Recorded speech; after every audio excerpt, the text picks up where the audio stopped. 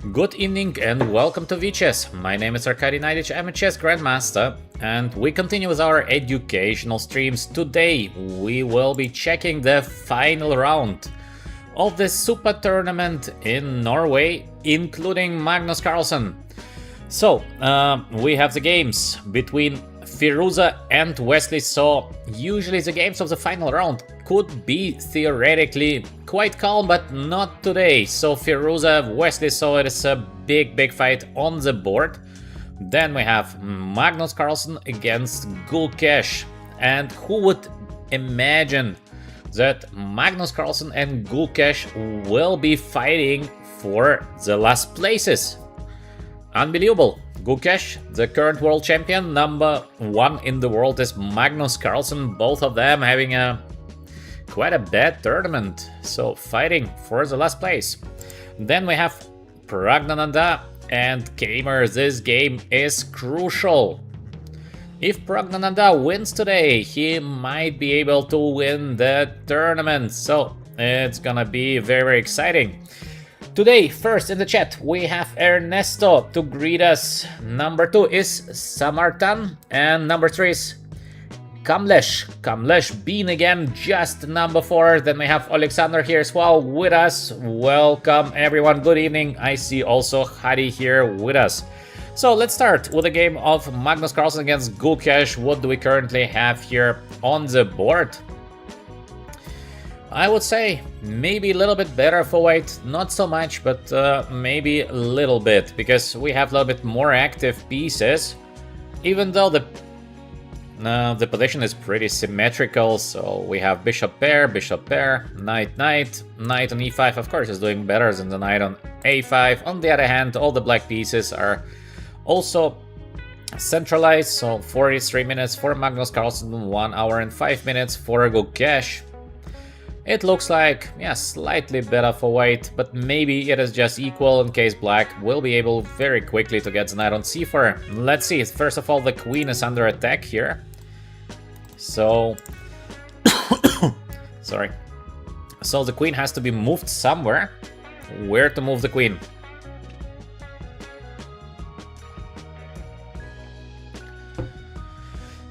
To move the queen on a4? Maybe. Let's check. Queen a4. Not perfect position for the queen. Not so many moves to go from a4. In theory, we have this bishop b5 idea. Maybe just a6.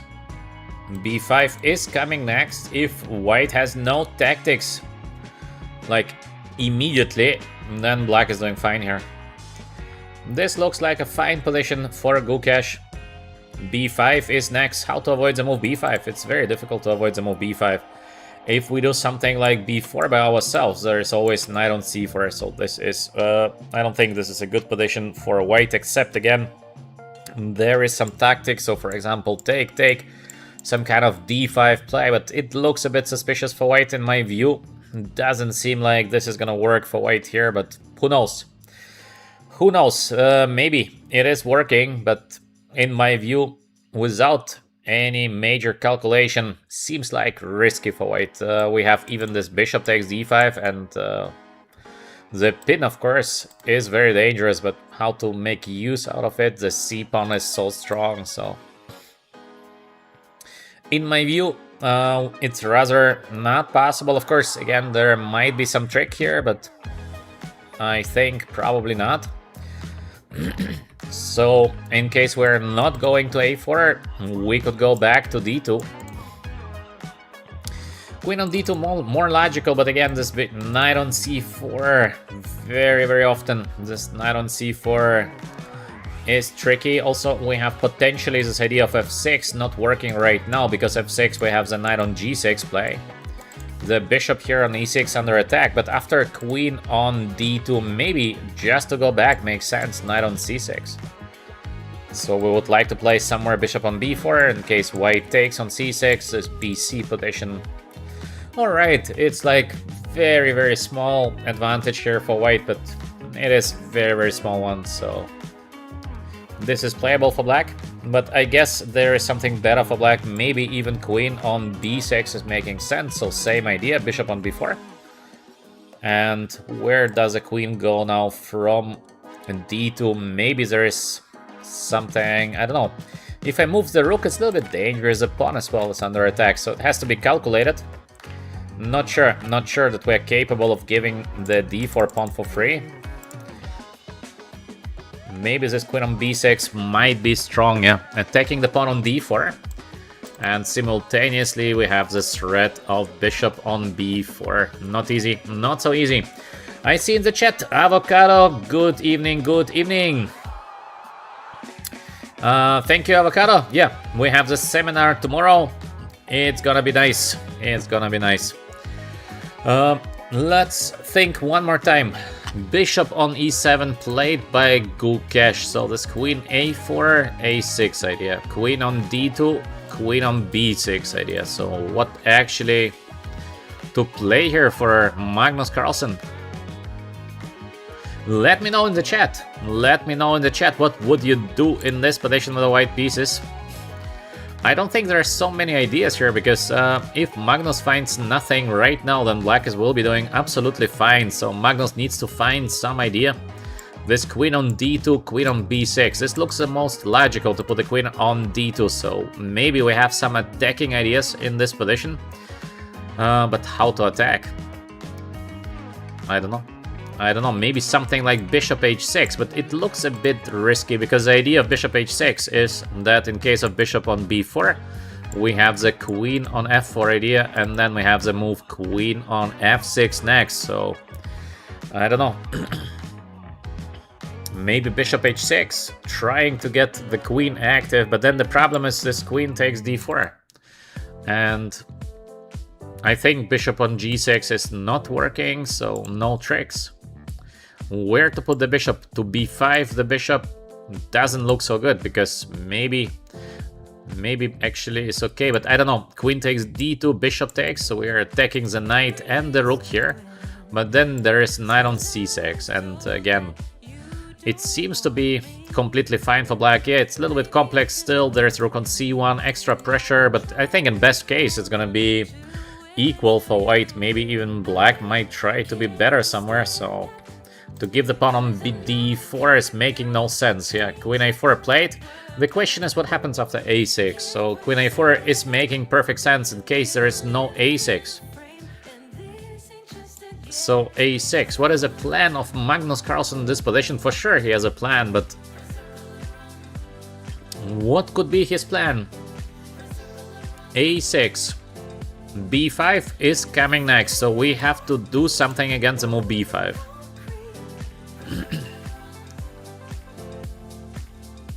I don't know.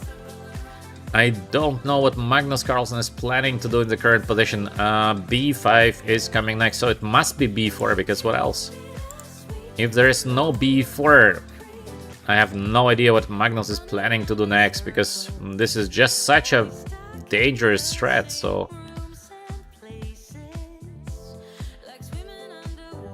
Let me know in the chat again, in case you have some great ideas. Let me know in the chat. I see also Cheers is here with us. Welcome, welcome everyone to today's stream. It is a final round of the Super Tournament, so we have to watch it. Maybe we are watching one of the last games of Magnus Carlsen in classical chess, because who knows? Maybe he's just going to be completely retired from classical chess, so we will never see again Magnus Carlsen, the greatest chess player of all time, playing classical chess. And then we had the option of watching the game and we didn't do that. It would be terrible. So, in the current position, Magnus has an idea, we have to find it. What could be the idea of Magnus here? I don't know. b5 is coming. b5 is coming. Alright, so let's see. Maybe b4. Let's double check. Knight on c4. What is the trick here? We have to take the knight. There is literally nothing else. So it must be bishop take. Only move is d5, because if we let the black bishop here to d5, it will be just better for black. So we have to play the move d5. Let's say black takes. How to make use out of the d file? I see just one idea. Maybe it's nice actually. Knight takes c4. Does it work? Because the idea is, in case we take with a rook, we have this rook takes d5. So very tactical. In case queen takes, we have queen takes e8.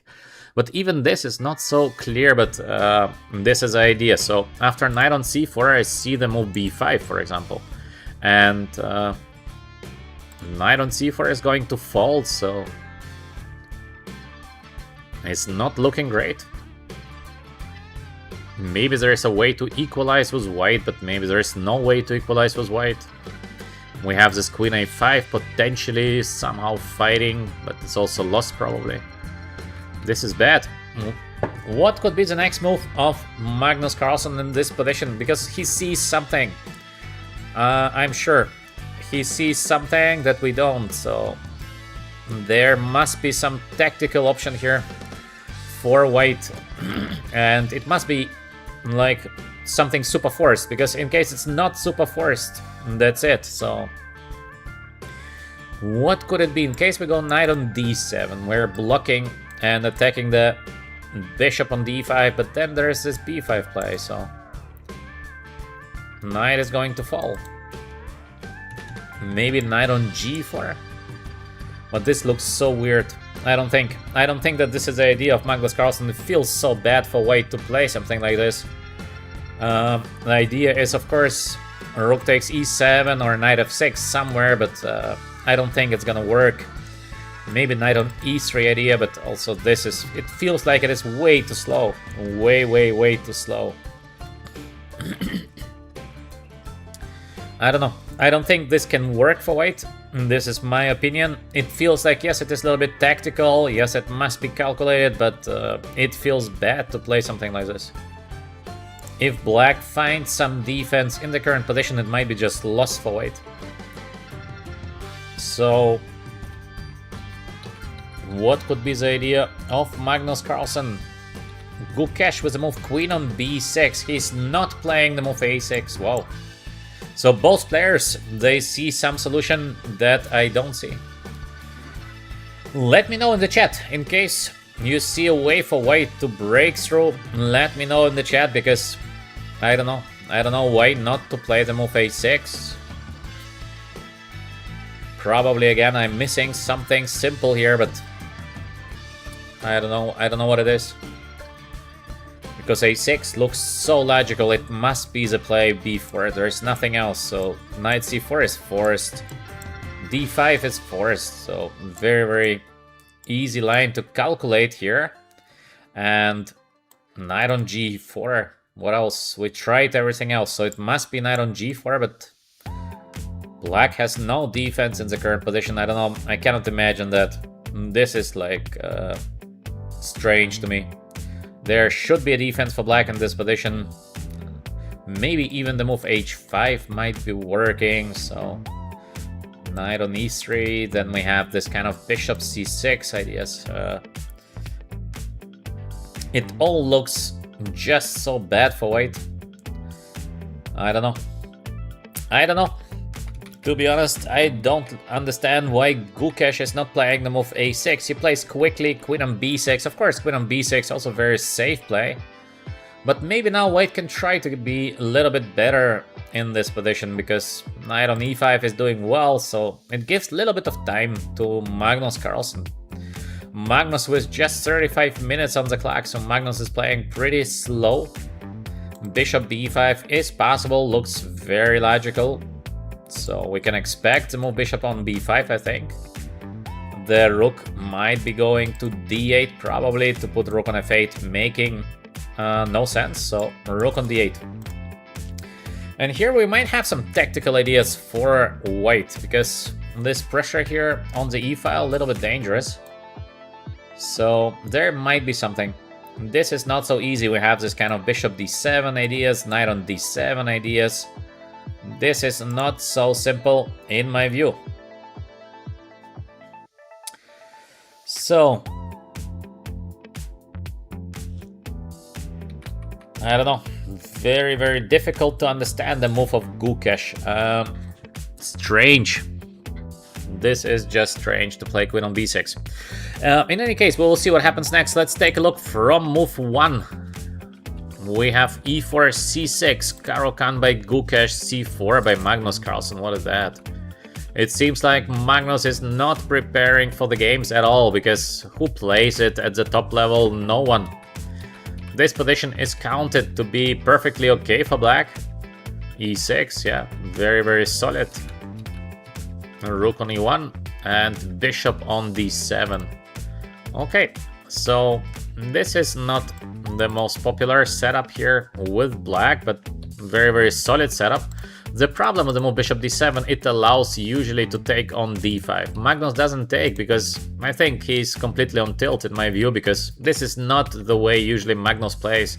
He plays no sidelines. He's also not doing moves like bishop d3 because knight takes and a3. These positions are slightly better for white, and Magnus loves to play positions with some small advantage. He's not going for it. He plays first the move bishop d3, rook on c8, a little bit strange also by Gukesh. But of course, now knight on d5 is being taken and knight on e5. Yeah, makes sense. We have two setups, knight on e5 or the move h3. So knight on e5, bishop f6 is also normal. In case of knight takes d4, usually these positions are slightly better for white. So even that black is having the bishop pair, it is still slightly better for white.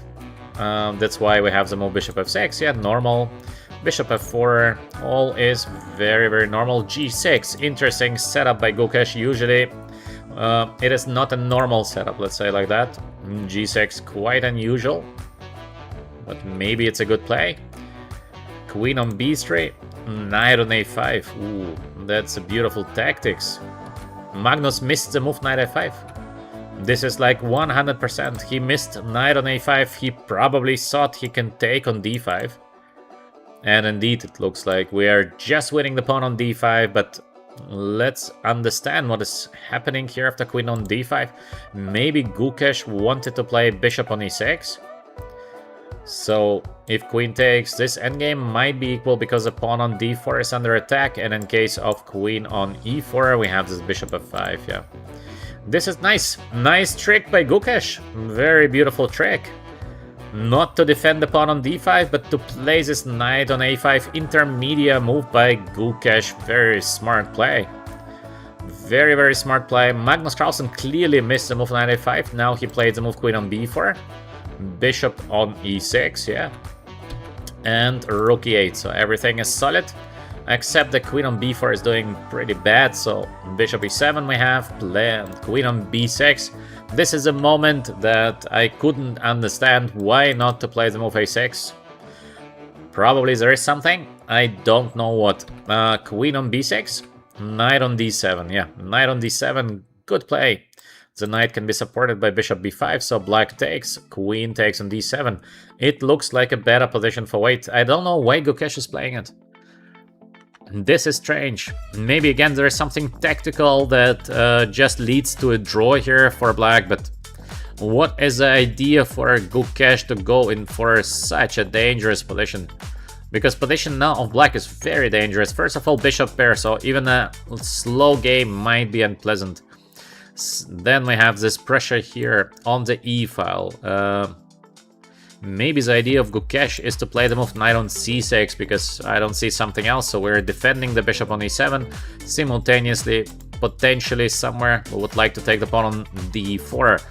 But white has so many options in this position. So the next play of black should be or rook cd8 or rook ed8. Both is, in my view, not so beautiful, so even taking on d5 might give some advantage to white. So, that's why, very strange play. This queen on b6, after a great game, Gukesh with queen on b6, doesn't look good. This doesn't look great. Knight on d7, very, very logical. Take, take, and now Gukesh is in deep thought.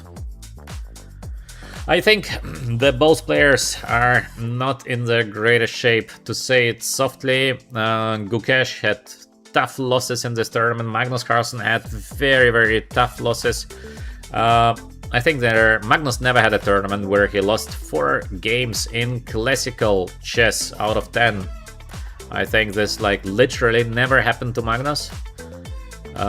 So it seems like both players are just happy to finish the tournament. It is the last round, but both of them great fighters, so they are fighting.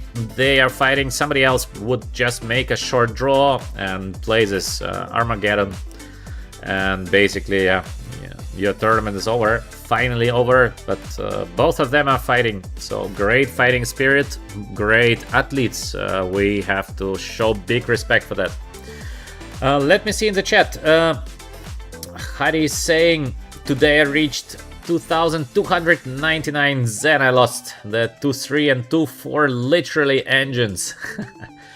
Yeah, Hari, it is not easy. Not easy indeed. Good evening to I Play Chess Live. For those of you who are enjoying good streaming, you can check out on I Play Chess Live. He is also streaming, so you can check the channel. I Play Chess Live is very often here with us. Our technical guy introducing us new tricks like the F button, the T button on the keyboard, etc. One of our most active members here. Knight on c6 played, yeah, we expected that. But I think white is doing slightly better. So the whole game plan of Gukesh, I mean, it's possible play, but I think white is doing better. I think Gukesh has a very long defense in front of him. I believe that white is capable of taking the pawn on d5, so this is slightly better. Let's say black is gonna play rooks here, then we have the queen on b5, so this is better for white. Not so much, but better. Yeah, Carlsen takes, of course. This was easy to predict. Why not to take the pawn in case we can take the pawn? Still the pressure on the e-file, still the bishop pair, so... Nasty position for Gukesh. Only chance is to find some kind of forced draw. But it's not easy. Not easy. Alright. Let's go to the game of Firuza against Wesley So, because position is looking very strange in the game between Firuza and Wesley.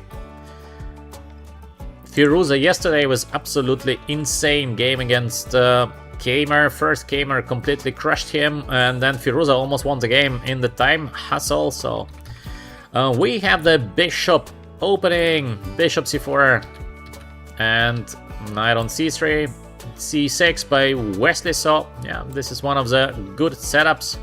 b5 immediately interesting. Also this queen on f3, very unusual. Wow. I think it feels like the guys are not taking the tournament too seriously because such weird openings. Maybe they're just exhausted also from the tournament because they're playing classical, then this Armageddons takes a lot of energy. And Firuza played already in the Grand Prix that finished just a couple of days before the start of the Norway tournament, the same as Kamer and Wesley. So d6. Okay, knight on e2, quite normal. Bishop e6, also very normal. And h3, wow. This is special because h3, so white allows black to take on b3. Would you ever play a move like h3? Let me know in the chat. What do you think about this decision? Because it is so unusual. To allow bishop takes b3 is normal when we have the pawn on a2, but now the pawn on a3. Is this a good idea to allow bishop takes on b3? Very unusual play. Knight on d7. Wesley So hesitates for 10 minutes, finally doesn't take. Maybe he's happy with bishop takes e6 fe because then there is this short castle, the rook is doing very well. Yeah, this looks like a great position for black. So knight on g3 by Firuza, the knight wants to get to f5. Now finally black takes. And knight on f8. Solid, very solid. The knight is getting to e6, yeah, beautiful square. Knight on e6, defending the pawn on g7 simultaneously. There is this knight on d4 coming next, so... Good play, very good play. Once again, I will show you this beautiful maneuver. Knight on d7, take on b3, knight on f8. with knight on e6 next. Yeah, very, very nice maneuver by Wesley So. So yeah, I see a question in the chat if today we're gonna be analyzing and watching the games. Yes, this is what we're gonna do today. Today we will be focusing on the games. I will be not playing today because I think we might see today the last game of Magnus Carlsen in classical chess. Who knows? Maybe Magnus is just going to stop playing, and yeah, we should watch it as well. It is a final round, so it is very exciting. Now knight on e2, defending from this knight on d4 somewhere makes sense. Knight on d7, wow. 30 minutes of thinking for Wesley So, wow.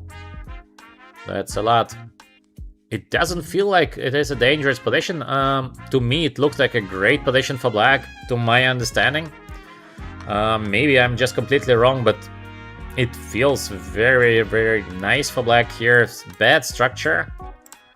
We can play, let's say g6 is maybe not the best because there is knight on h6. So to avoid all of that, we usually play first the move h5, and then we play the move g6. So the rook is gonna be attacking the knight on h6. It looks very good for black, in my opinion. I don't know. I think I would be playing the move h5 and I would be just happy. Except there is maybe some knight on g7. Wow. Wow. This is what Wesley So maybe missed. That's why he thought 30 minutes. Bishop on g5, and there is no way to defend a knight on f6. Very unusual tactic, but yeah, it seems to work. Amazing. So our idea of h5 is just not working.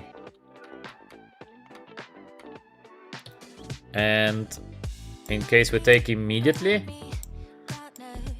we have knight on h5, like a defense. Yeah, this is making sense. This is making sense.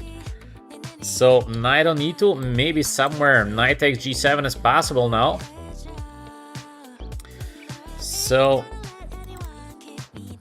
h5 is not working. That's why Wesley sought for so long. Amazing. Knight on d7. Short castle played by Firuza makes sense. Short castle by Wesley. So yeah. Bishop on d2. The rook is getting here to c1. Some pressure. g6, very logical. b4, intermediate move by Firuza. Yeah, the guys are very, very strong regarding the small tactics. Knight on h6, king on g7. Now we have on one hand beautiful knight on h6, on the other hand we have a very bad knight on h6. Rook here, rook defends upon on c6, and queen on g3. Idea for white would be, I think, to play the move king on h1 followed by the move f4, f5. This is the idea for white. Of course, we would like to give a check on f5 and take the pawn. Yeah, king h8, the most logical. And actually, who is doing better in this position? Let me know your opinions in the chat. Hadi, I play chess live, and the rest, what do you think? Who is doing better here? We have the move king h1 played. Yeah, this is the most logical. We could have guessed that this is going to be played. f4 is coming next. So, your opinion. Hadi says Firuza, of course, is doing better. Is it so obvious? Is it so obvious? White, yeah, because for me, I would be very happy with the position of black in this position. I'm just curious, because you believe that white is doing so good, yeah? Interesting. For me, the position of black is looking very solid. We have this f5 idea somewhere. This f4 line, alright. Looks a little bit dangerous, but we're gonna find a way to do something against the f4, so... I would be not so scared here with the black pieces, personally. Maybe white is doing a little bit more active, but that's it. You believe, all of you, that here white is doing much better, yeah? I play chess saying I want Firuza to win, but I don't know who is better. So let us try to understand who is actually doing better. We can expect, I guess, A takes B4. This would be normal. So we have the pressure, and F4 is coming next. Let's calculate the move F5. So after F5, we would like to play with black the move F4. So white has two options here: to take first, to play the move F4, or to play F4 immediately. There is nothing else. In case we play F4 immediately, I think it's dangerous because we have a beautiful idea here with the black pieces. Very, very beautiful idea. Who sees the next play of black? This is a typical idea how we can get maybe completely back into the game. Black to play. I give you 10 seconds to find the next move for black here. I don't know if it is working, but like an idea. What is the best idea here for black?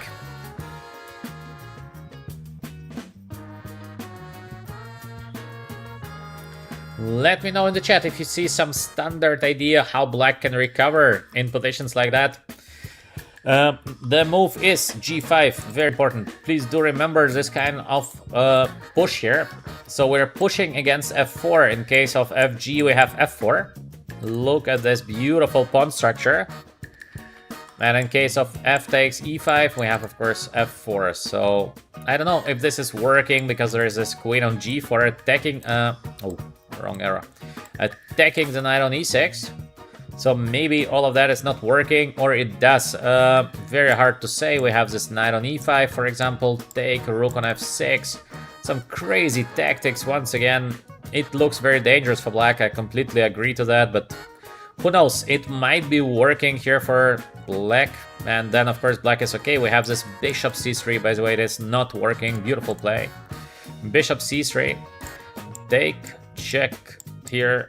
Take, and somehow it feels like maybe we can win the pawn on C6, but maybe not. Maybe it's okay for black. I don't know. Maybe actually it works. So this is, of course, what has to be calculated by Firuza. So this F4 G5 sometimes is very, very dangerous. White has to be aware of that. And in case we take first, then we play the move F4. The knight is a little bit sort of on the edge. It could be a great knight, but it could be also a very bad knight on H6. So the next couple of moves are crucial. Black has to find the defense against F takes E5. If black finds defense, black will be doing well, but maybe there is no defense. Then, of course, it is better for white. Yeah, maybe no defense. I don't see a defense, so this might be bad, yeah. So F5, probably too risky. What else? What else Wesley So can do in the current position to avoid this F4 play? There must be something. The structure of black is just so solid. Maybe even we can try to play the move F6, F4, and try to build like a fortress with something like Queen E7 or something similar to Queen E7. But the problem, this F5 play, not so easy, huh? Not so easy. So what can we do here? Hadi says to play G5 immediately, but G5 is so risky because Knight F5, yeah. This is probably better for white. It's too strong the Knight on F5.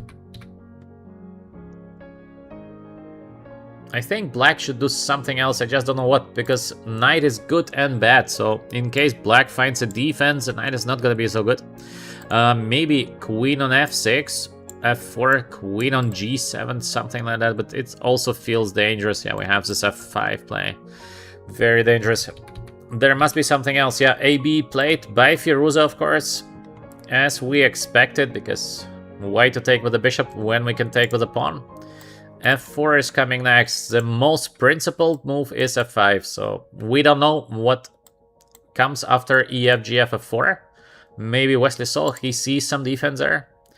If not F5, maybe Knight on F6. is an idea because we're getting this knight on h5, then just to take on f4. This could be an idea, knight on f6.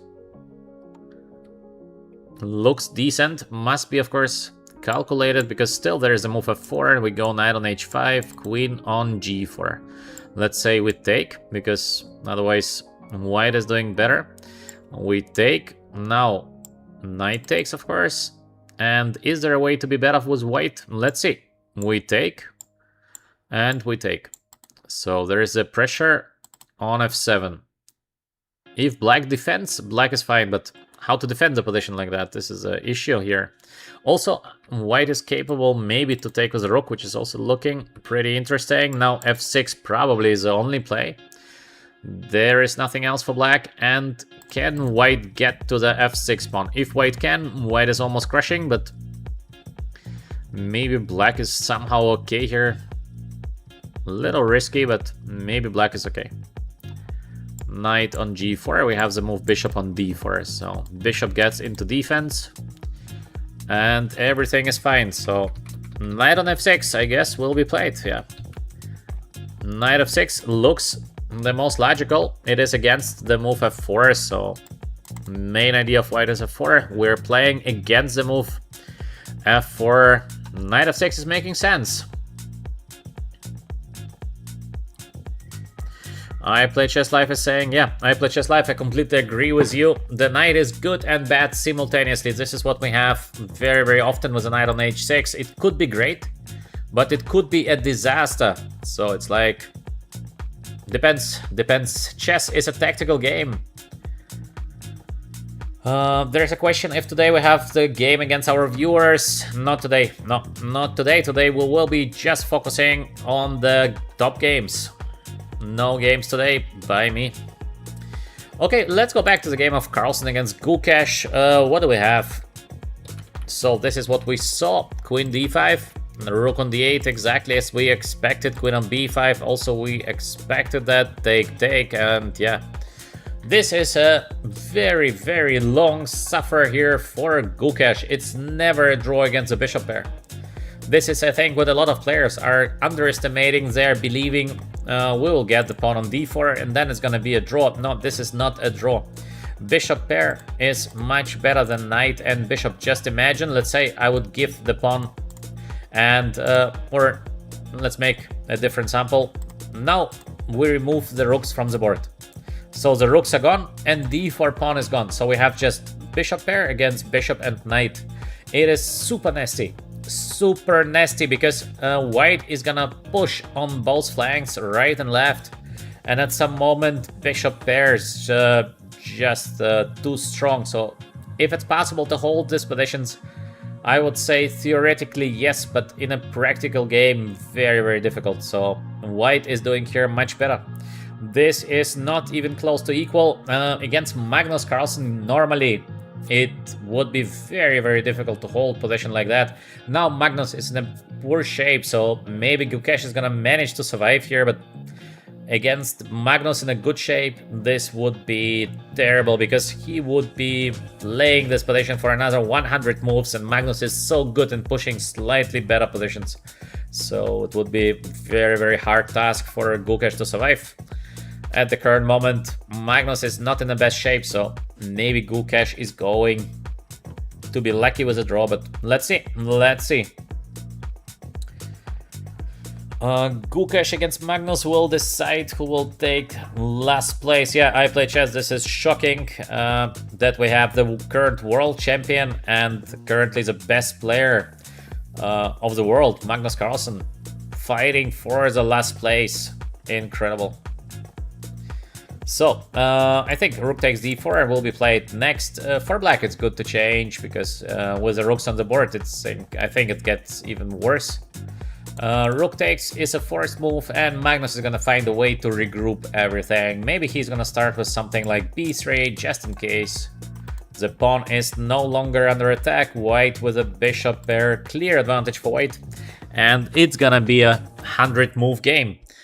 Let's see, Gukesh was 48 minutes, Magnus little time on the clock, so Magnus is clearly very, very tired, exhausted, because in case during the tournament you have bad emotions, it takes you a lot of energy because it's difficult to have a good sleep when you're losing some stupid games. You're just angry, you cannot fall asleep, you're getting tired. So all these bad emotions are making you very, very tired. And we see that Magnus is playing so slow. It is not like a very difficult game. So usually Magnus would have a lot of time on the clock. Now just 22 minutes. We know that in this tournament there is no additional time after move 40. So time is very, very crucial. Magnus is very tired, as I think as well Gukesh is pretty tired, but playing a little bit quicker. But the play is not too good in this game and in general in this tournament by Gukesh. Hard to predict how the game is going to end. I would bet on win of Magnus in this position, but under the circumstances that we have both players, it's pretty random. So yeah. We have Pragnananda and Kamer. Very, very important game for Pragnananda with the white pieces. We saw the position after bishop takes on a3, but let's watch the game from move 1 because it's quite interesting. We have Pragnananda with e3, not the most ambitious play. Wow, these positions are usually good for black. Knight on c6, what is this? Knight on c6. This is crazy. Because every Nimzo player is so happy here with black, because we have just this b6, c5. In comparison to Nimzo, you're just a tempo up with black. Knight on c6. I don't know why Kamer is playing knight on c6. So many good options, just a simple option of c6 is good. Rook e8, gets a knight on d7, gets a knight on f8. It's a great position for black. Knight on c6, pretty shocking. h3, bishop on d6. Now it's like Rogozin, but why to go for Rogozin with a move knight on c6? When you have so many different great options. I don't know, this knight on c6 looks terrible. Now we have the Rogozin, but I think black could get better than Rogozin. a3, a3, a very positional play. Bishop e6, everything as usual, I would say. Queen on d7. So usually we have this knight e7, knight goes somewhere. The problem is that in case of knight e7, now there is this knight on e5 quickly, so there is no more knight on g6. Queen d7. b5 by Pragnananda after 15 minutes of thinking. Okay, now it gets very interesting. Knight on e5 comes next. Attacking the pawn on a3. Knight on e5. So tactics are leading us to Queen d6. Knight on e5. c5 is the idea, but white is doing slightly better here. Yeah, very, very slightly better play for Pragnananda. It's gonna be a very long game, but this is a thing. Objectively speaking, this position, of course, is much closer to a draw than to a win.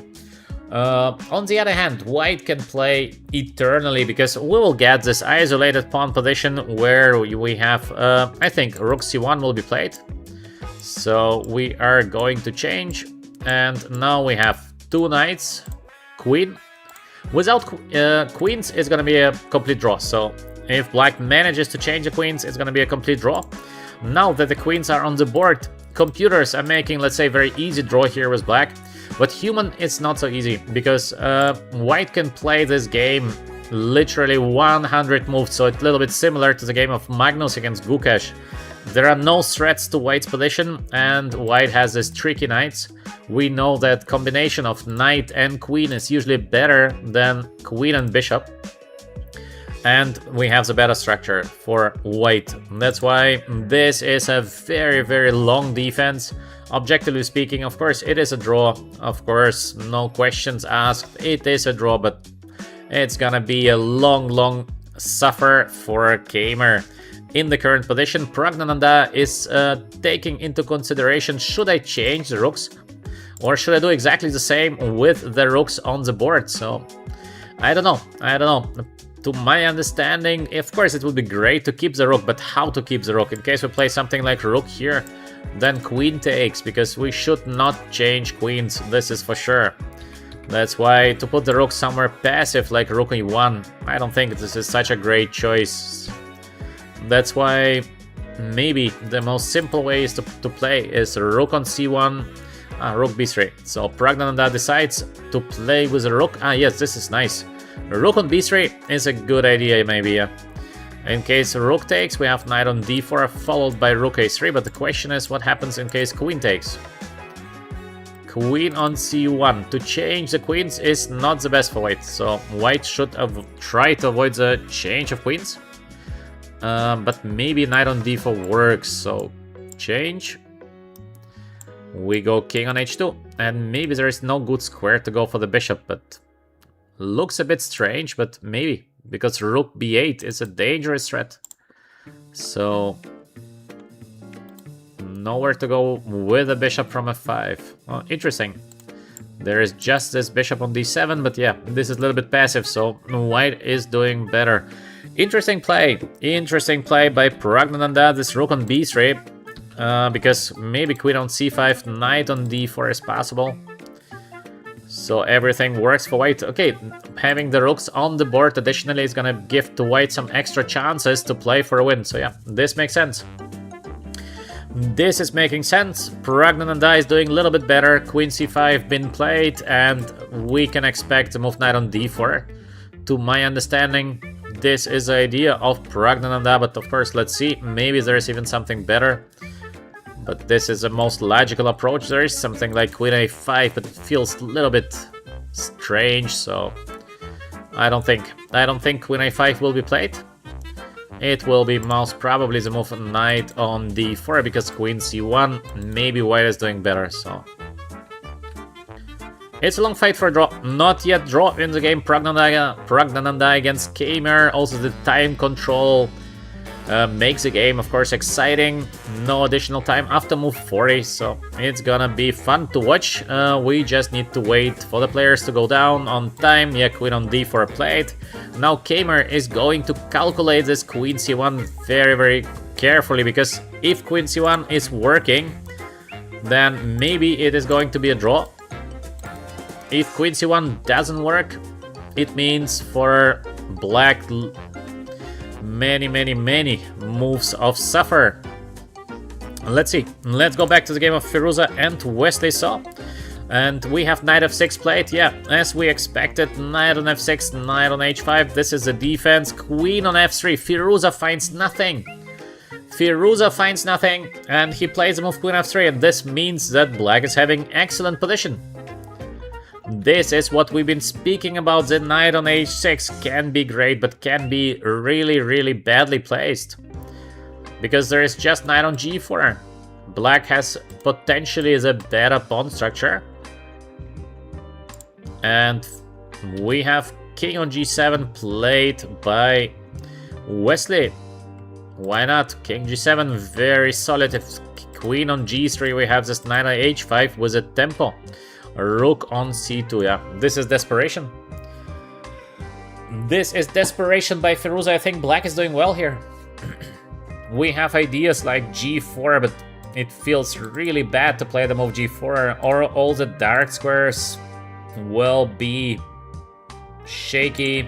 g4 is possible, but this would be a little bit similar to the game of Gukesh against Pragnananda of yesterday, where Gukesh just sacrificed the rook, sacrificed everything, and finally lost the game. It doesn't work to play like that on a very high level, and now we are watching the best players in the world, so you can play this kind of style against open players. Maybe some weaker GMs is possible, but to play the best in the world, this kind of incorrect chess, you are getting punished for it almost instantly, so it doesn't work.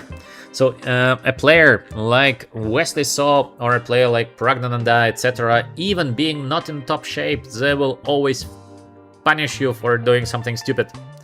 That's why it's so risky. Okay, we have rook on c2. We have 40-something minutes for Wesley Saw. Queen on d7 played. Yeah, absolutely great positional play by Wesley, and why not? Wesley Saw is just putting his pieces to better spots. In case Wesley wants, he has this knight on g8 idea, just to change the knight on h6 because of the slightly better structure. I think black is doing slightly better. Knowing Wesley so, usually he's not pushing too much for a win with the black, so Wesley is quite happy to make a draw with black. I think the game is going to end in a draw. Firuza is gonna find at some moment some kind of place where Wesley So has to risk to play for a win. And because we know that Wesley doesn't like to risk to play for a win, so he will be saying, alright, draw is fine, let's play the Armageddon.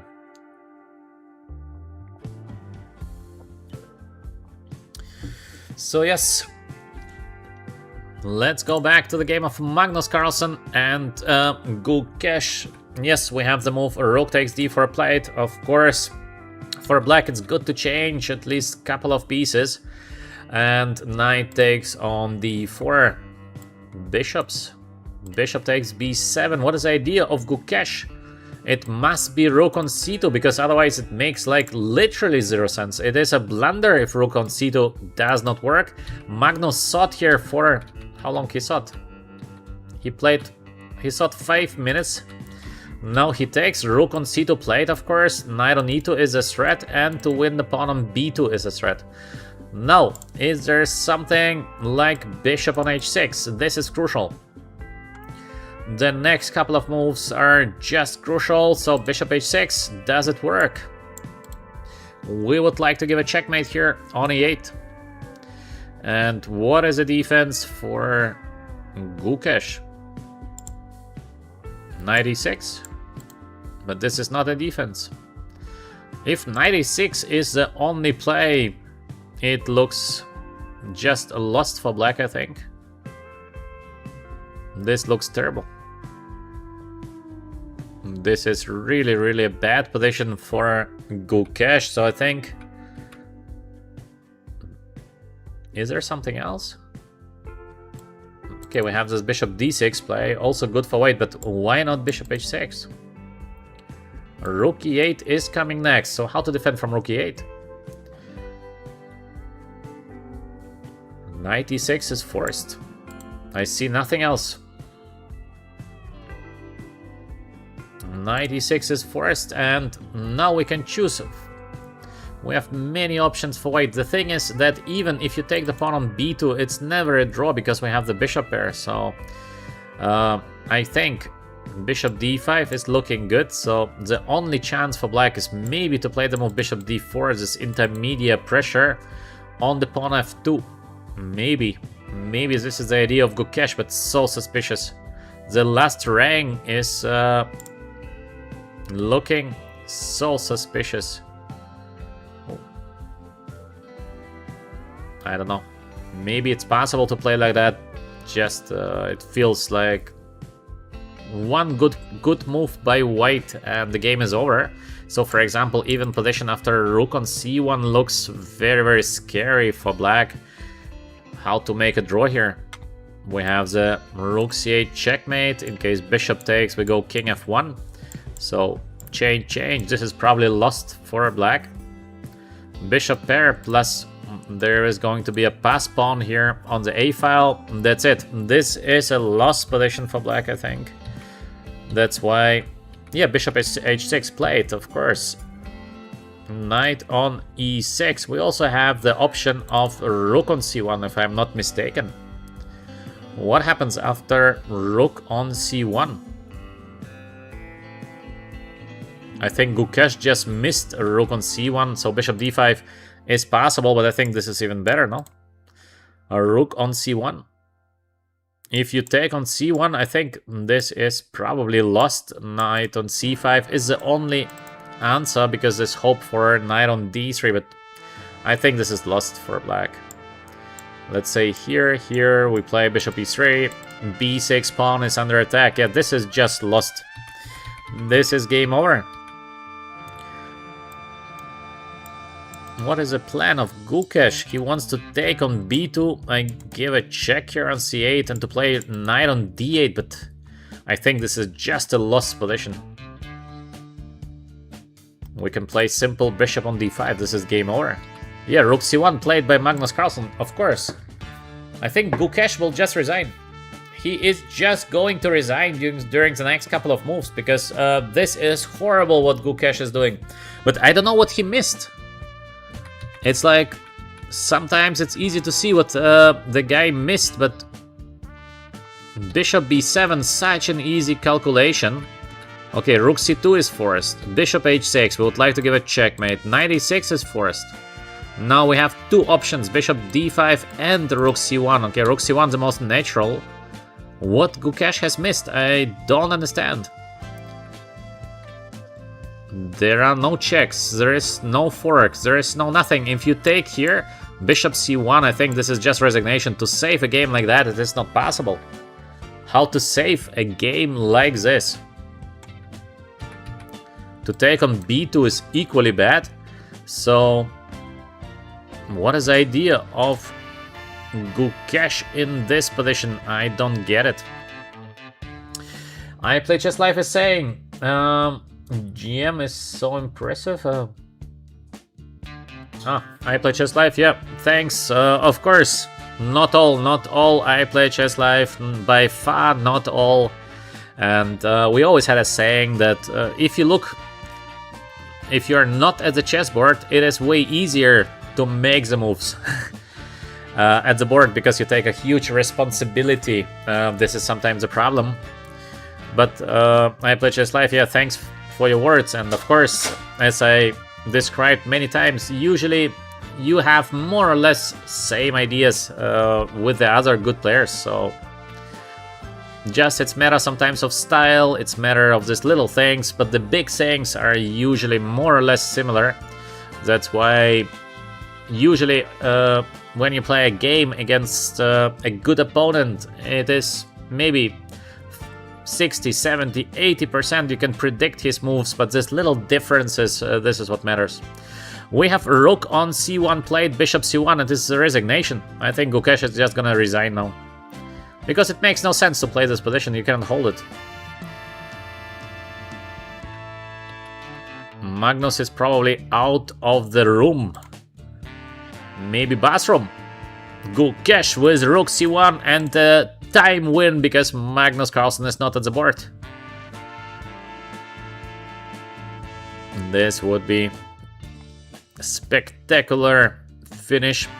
Let's go to the game of Praggnanandhaa against Khemer. Yes, Khemer plays the move Queen c1. This is also what we thought. It's very good for black to change Bishop on e6, and now this is working. Wow.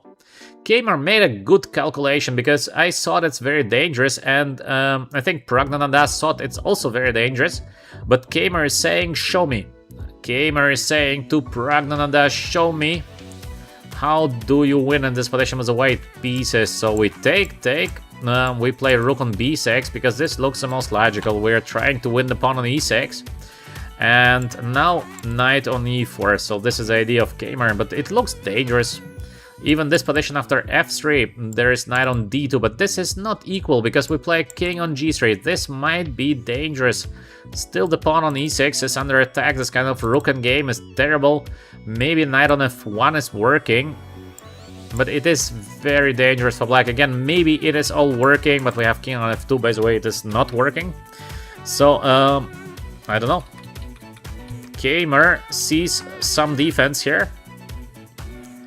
What is the defense? Is it Rook on c2? Maybe. Just trying to get the pawn on f2, but also this is looking dangerous, so perhaps it is a draw. Let's see if the calculation of Vincent Khemer is correct. He says to Praggnanandhaa, take my bishop on e6 in case you can. In case you are not taking on e6, I will be holding this position because I changed the queens. So, this is a thing. This position was sort of crucial, because we analyzed the move Rook c1, so this is the most easy, and to play this position with two knights and queen. It is better than what Praggnanandhaa has currently, but why Praggnanandhaa played the move Rook on b3? Of course he saw that. He just thought that the move Queen on c1 is not working. So he thought that this position is better for white, so he thought Kmart is not going for this position, but Kmart calculated everything precisely, and he tells Pragnananda that I have bishop e6. I don't care that you have the check, I don't care that you have the idea of rook on b6, I am gonna hold. Let's see if Kmart made the correct calculation. Pragnananda has this rook on b6 immediately, which looks nice. I think it would be my choice number one here to play the move rook on b6. Or if I see that rook on b6 is not working, I will be playing the move f3. So I think we have even three options. We have option g4, very strong positional play, because g4 pawn is gonna stop black from playing the move h5 in a lot of cases. So g4 is very strong positional move. We have the move f3, very tricky. We are blocking the move knight on e4, etc. And we have the most forced continuation, it is a move rook on b6. Rook b6 will be only played if rook on b6 wins the pawn. Otherwise, it's just a mistake to play rook on b6.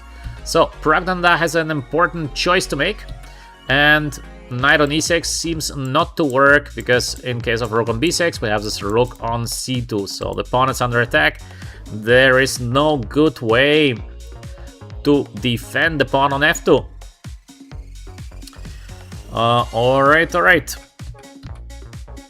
Let's see, quite an interesting moment. g4, f3 or knight e6. Let me know in the chat, just your opinion. My guess, I will also make a guess. My guess is... what is my guess? I will be for rook b6. My guess is rook b6. Let me know your opinion in the chat, just for fun, and then we're gonna compare. So, Hadi was f3. Solid choice, Hadi. Hadi is very solid. Good choice, f3. Somebody else who wants to try? Alexander says to go with the king somewhere, but where to go, Alexander? Where would you like to go with the king? King is on h2, we cannot go king g3 because there is a check on e4, so this is not possible currently. Nobody else who wants to try to guess the next move of Pragnananda? Okay, till we are waiting, let's take a look at Firuza against Wesley So, and yes, we have knight g8 indeed. This is what we've been speaking about. The move knight on g8. Wesley is not even trying to be better, so yeah. Now the opinions are coming. Rook b6, because I said so. f3. We will see. We will see what Pragnananda is gonna play.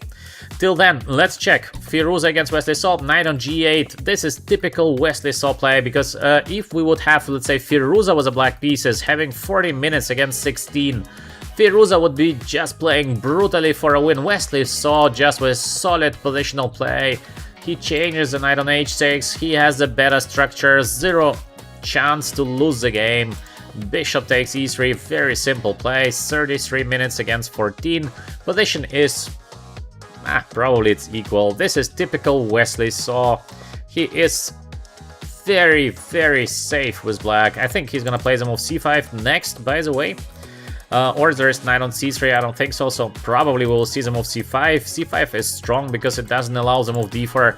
If black wants to make a draw, then we have simple play like d5 or rook c7. This is just a draw. Because after rook c7, let's say rook c8 is the idea, white is gonna play the move d4, we're gonna change everything, and the prediction is a draw. In case Wesley wants to win the game, he has to play the move c5. This is tricky idea, bc, dc, so we're opening here's a file. And of course the knight on e6 is a beast.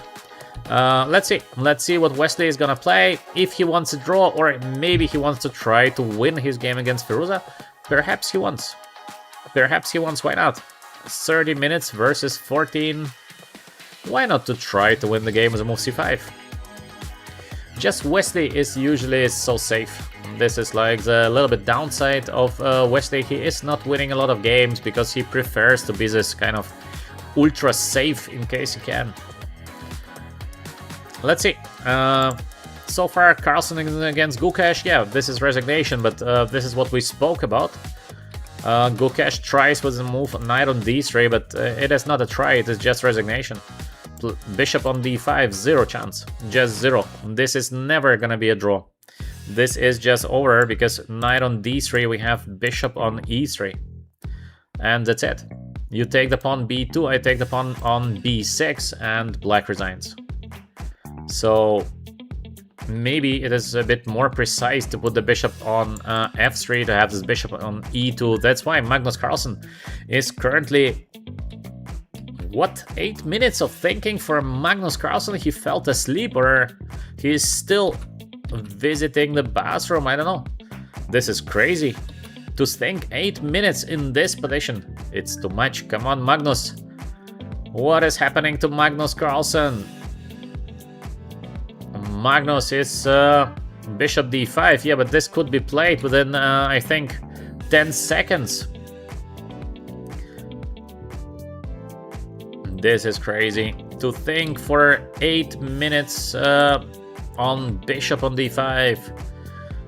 Magnus is really exhausted from the tournament. This is so untypical for Magnus Carlsen. He is so good in this kind of positions and also so precise.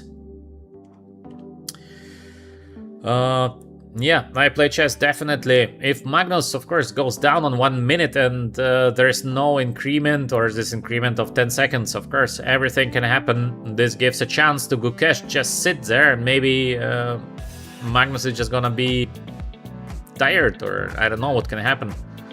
3 minutes versus 41.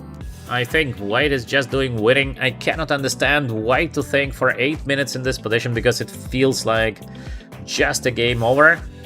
Pawn more for white, bishop pair. So even if we would take away the pawn b2, let's say we give the pawn on b2, even this position would be a tough position for black to defend. Just I can give the pawn on b2 and still win the game, but currently we have the b2 pawn alive, so it should be just over. I think this bishop c4 wins, no? Or am I wrong? Because we might try to catch the knight. Ah, king on here is even better, yeah. This is maybe even easier way to catch the knight, or... No, it's not. Or is it... I don't know. I don't know. What is this king f1? There's for sure some trick, but what happens in case of knight takes b2?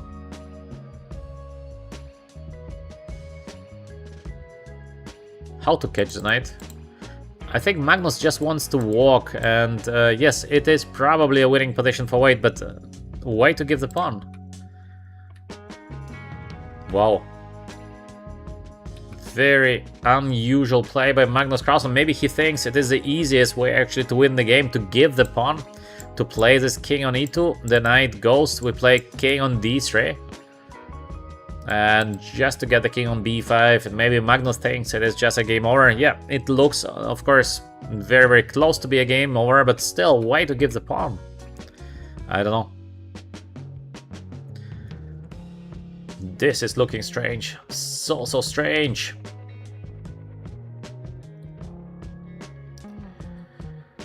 So yeah.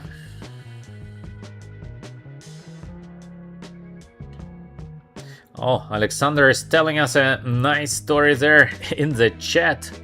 Let's hope, Alexander, that you are doing better now, but something is indeed very wrong with Magnus Carlsen. He thinks way too much. He usually plays quicker. He plays so precise, but this tournament, it is just like a different Magnus Carlsen. I have never seen Magnus Carlsen like now. Maybe we're seeing the last game of Magnus Carlsen ever in classical chess. This would be, of course, very sad news, but yeah, maybe it is the best play, king on f1. Ernesto is saying apparently it's the best move. Yeah, maybe it is the best play because he's just getting the king on b5 and wins the game, but it is anyway so strange. You have 11 minutes, you're thinking for 8 before playing bishop on d5. This is way too slow for Magnus. Magnus is not giving usually practical chances to you. Once Magnus grabs you, he doesn't let you go. He's like a pit bull. But Here, Magnus is showing that, yeah, he's blundering, he's thinking way too much. Knight on b2 played, king on e2, I guess. This is the idea of Magnus. Maybe again there's something better. Yeah, king on e2. So the king walks to b5. If the king gets to b5, it is a game over. The knight from b2 has to be played on a4 because we would like to catch the knight. Just imagine this bishop from d5 on b5. So we would like also to play the move bishop b3. And the knight has no squares to go. So we can expect the move knight on a4 because probably there is nothing better. So yeah. Yeah, I don't know why Magnus gives a pawn again. Magnus for sure plays fantastically the endgames, but it is such a high level. The problem is with b4 that we can go knight on c3. This is a problem. In case we go here, there is a little fork here. And in case of bishop on c4, I think b5 is working because still the fork is there. Bishop f1, so we have this knight takes a2 we would like to take. Bishop here on d2, and maybe this position is a draw because of bishop c3. So white is just one move not in time to win the game. That's why maybe Magnus thought that it's easier just to get the king to b5 and that's it. But it feels to me that somehow there should be as well something else. I don't know. For example, this bishop on c6 looks powerful. In case of knight takes, we have bishop b5, so we try to catch the knight. The knight goes here to d1. So we cannot catch knight, but we can then proceed maybe with the king, but knight on c3. This is not a win? Wow. Because it feels also like so close to win for white here, but maybe not a win. So Gukesh is getting a little bit of chances. Small chances. White is of course doing much better. This bishop pair is providing white huge advantage as well. We have the idea of g4, g5, f4, h4, etc. So we can make pressure on the left and on the right. That gives, of course, great chances to win the game objectively. In any case, even if the white king is not going to be on b5, still white is doing much better. Wesley saw against Firuza, draw agreed. Let's see. Yes, we have the move c5 played by Wesley, as we expected a little bit. But take looks like a better position for black. f4, ef, why ef? Why Wesley is taking on f4? I think Wesley is just tired. He doesn't like to play for a win. I think Wesley could have pushed at this position for a win. Why to make a draw? So surprising. By feeling black should be doing better here. White to make a draw. I think black should have something at least to push a little bit. But Wesley saw just takes on f4 and it is a draw. Firuza offers a draw after queen takes f4. And indeed, of course, it is a draw. The d3 pawn is going to fall. The pawn on c5 is going to fall. Let's make an example. So queen takes here. We're taking, take. I think probably the only check that we have is queen on b1. And after this check, we have the move queen on c1. And that's it. If you take the pawn on e4, I take the pawn on b5. Of course, black could play this position a little bit. So in theory, black is doing a little bit better. We can play rook on d8, some little pressure, but obviously it is a draw. White can even just play something super simple, just get to the first rank and that's it. And then to defend the rook in game 2 versus 3, which is an easy defense. I think many players would just play on this position with black, but Wesley says, yeah, enough is enough. This is the last round. I had a great tournament. I will be enjoying the Armageddon game and that's it. So it is a draw. It is a draw between Firuza and Wesley, so an interesting game. I think Wesley could have pushed a little bit with black for a win, but it seems like he's satisfied with a draw. Now Pragnananda against Kamer. Let's see. Rook on b6 played. So those of you who thought rook on b6, including myself, we've been correct. Rook on b6 played by Pragnananda. So Rook on f1. This is the idea of Kamer. h5. What is this idea by Kamer? So weird. Is it gonna work? The idea of h5 is great, of course, because idea is h4, knight e4, knight on g3, but I Play Chess Live says me and GM been right. Yeah. I think somebody else had also rook on b6. I don't remember. I think Heidi had f3, but we had rook on b6. I think somebody else also had rook on b6.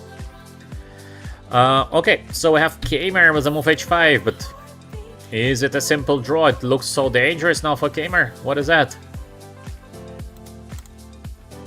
Is it really possible? Kamer just blundered.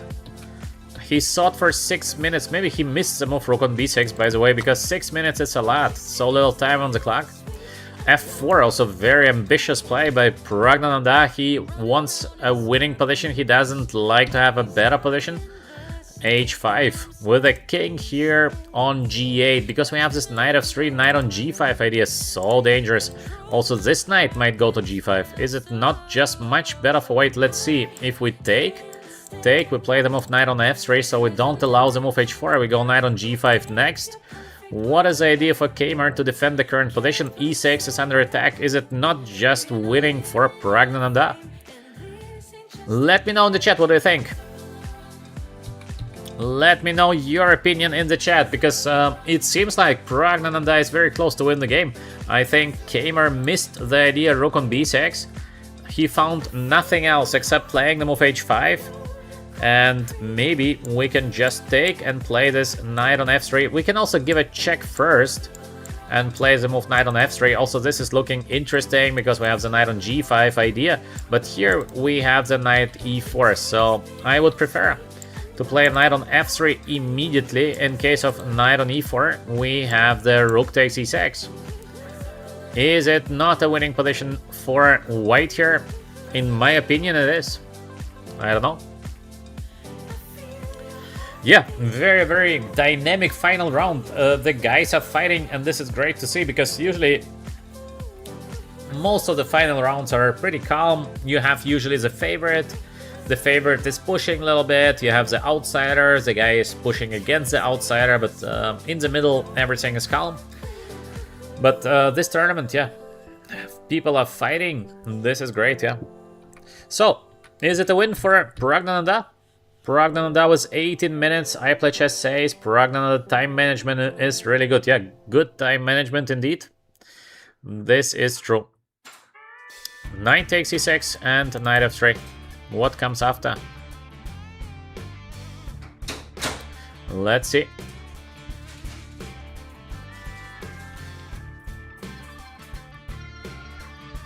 Alexander is saying, what is a color distribution in the tournament? Each player plays with the other 2 times, yeah. No, Alexander, you always play 1 time white, 1 time black. In double round robin, it's always same opponent twice, once with white and once with black. So everything is fair. Everything is fair. Mike Jones is saying, let him borrow the F button. Yeah. To push the F. Take, push the F and play knight on f3. This would be nice. Let's see what Praggnanandhaa is going to play. Maybe there is a defense that I'm unaware. This is very possible again. The big boys are sitting at the table. They see the things better than me commenting. So I'm missing a lot of things, but I hope that we get a good overview at least, because of course tactically I cannot see the things that they are seeing. And Armageddon is exactly how the Armageddon white must win, and white is having much more time, so 10 minutes black must hold a draw. In 7 minutes we have rook on b8 played, by the way. So no knight takes e6, now knight on f3. Maybe Praggnanandhaa said it is even better, so knight e4 is only, we play the move f5. This is probably the idea. Bishop on d7, and the idea is maybe rook on b7 to get the f7 pawn. Could it be? Possible. Let's see. I think knight e4 is forced. If Kamer is not playing the move knight on e4, then that's it. So knight e4 is looking forced, and Pragnananda seems like he wants to play this move f5, and he believes he's going to win the pawn on f7, and it's going to be enough. Yes, no. Now I understand. He has the move knight on e5, even better, yeah. Beautiful, maybe calculation by Pragnananda, but we can take on f5. Is it so easy? Not so easy, because this is not a checkmate, this is no nothing. No, knight e5 is not working, so still rook on b7, but is it such an easy win? I don't know. Let's see. What is going to happen next? So let's see. Knight on f3, Kamer 30 minutes, Pragnananda 17 minutes, yeah. Let's go back to the game of Magnus Carlsen. Magnus Carlsen was 20 seconds, so he enjoys playing 20 seconds versus 30 minutes. I have never seen a game like that where Carlsen has just a couple of seconds and opponent has 30 minutes, not even once. So that's a bad sign for Magnus Carlsen. He is exhausted, but the position is probably very good. So we're getting the king slowly. King is getting to b5. Yeah, the pawn on b6 is going to fall. We have the move bishop on d2. Is there a chance for Gukesh to hold position like that? Pawn on b6. Problems with the pawn. So only chance of Gukesh is to get this kind of knight on e4 and hope that to flag Magnus Carlsen. Positionally, I think there is no way to hold it.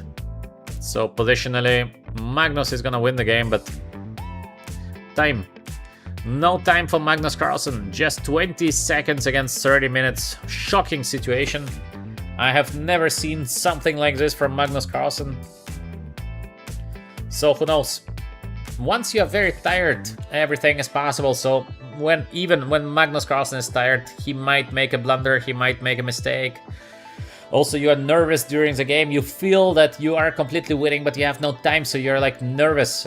You're always in constant pressure, because Gukesh can relax with 30 minutes. He says, all right, I can think about this, I can think about that. And when you have just 20 seconds on the clock, you're constantly under pressure. And you cannot go to bathroom.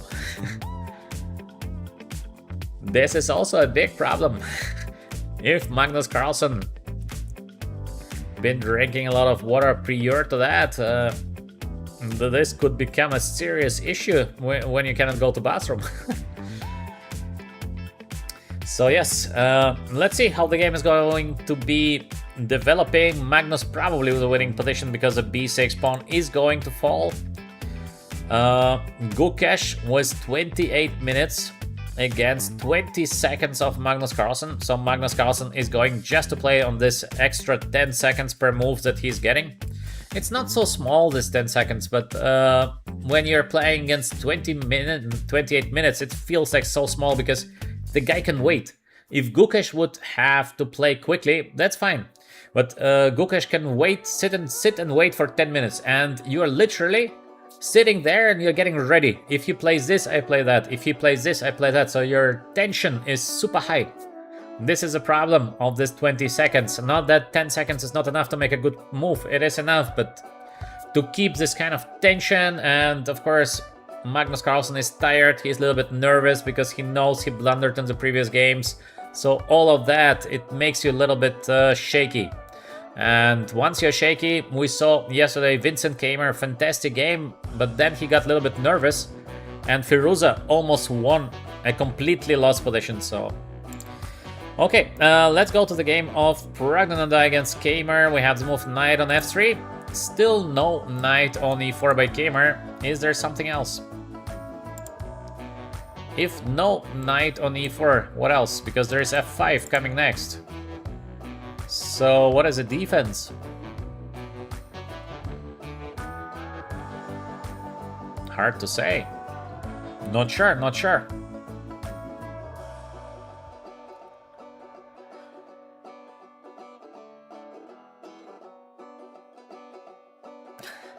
Alexander is saying, wow, interesting, but what if the if white would have the same time. Yeah, Alexander, 28 minutes against 28 minutes in the position of Magnus Carlsen. It would be almost 99%, I would say, a win for Magnus.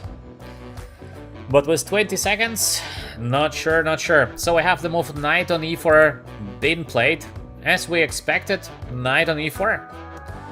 Let's see what is the idea of Pragnananda. I would guess it is a move f5 because there is nothing else. And after f5, bishop d7, rook on b7 because again, the rest is making no real sense.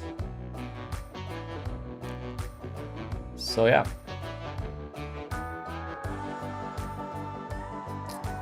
Alright, let's go back to the game of Gukesh against Magnus Carlsen. Yeah, Gukesh is sitting.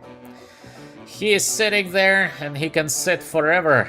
Another 25 minutes of sitting for Gukesh to annoy Magnus. Just to annoy him to sit for another, I don't know, 23 minutes and then to play something. This would be fantastic. Imagine you're sitting at the board, you drink a coffee, you drink some water, you eat something small maybe, and Magnus is sitting there and waiting for your move. And you're just enjoying yourself. This would be nice, yeah.